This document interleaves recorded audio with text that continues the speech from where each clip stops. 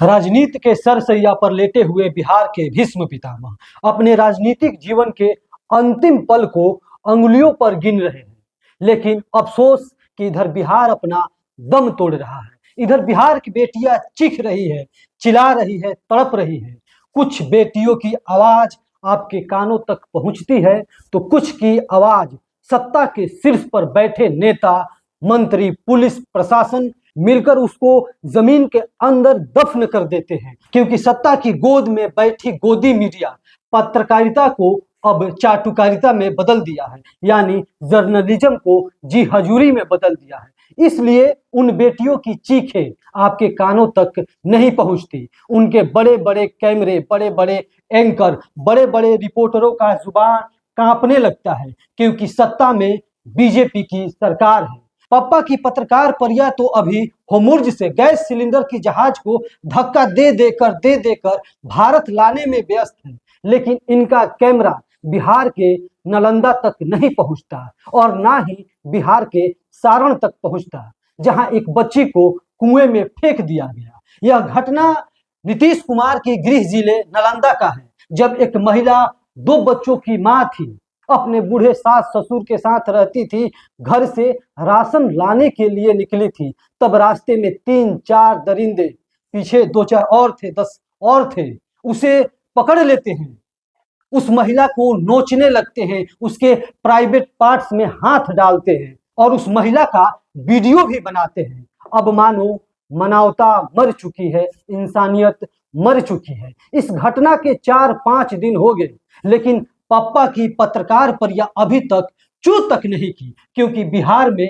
पप्पा के पत्रकार परियों की पप्पा की सरकार है। और सबसे बड़ी बात, अभी तक प्रधानमंत्री का एक ट्वीट नहीं आया। जो प्रधानमंत्री बिहार चुनाव के समय एक सड़क छाप गायक का गाना गाते थे, मारम सिक्सर के 6 गोली छाती मेरे, छाती मेरे। जो प्रधानमंत्री अपने 30 मिनट के भाषण में 30 बार जंगल राज का जिक्र करते थे, जिस प्रधानमंत्री को आज से 25-30 साल पहले की हर घटना याद रहती है और उस घटना का हर मंच से जिक्र करते हैं, जंगल राज करके चुनाव जीत जाते हैं। क्या उस प्रधानमंत्री को नालंदा की घटना दिखाई नहीं देती, दिखाई नहीं दे रही है?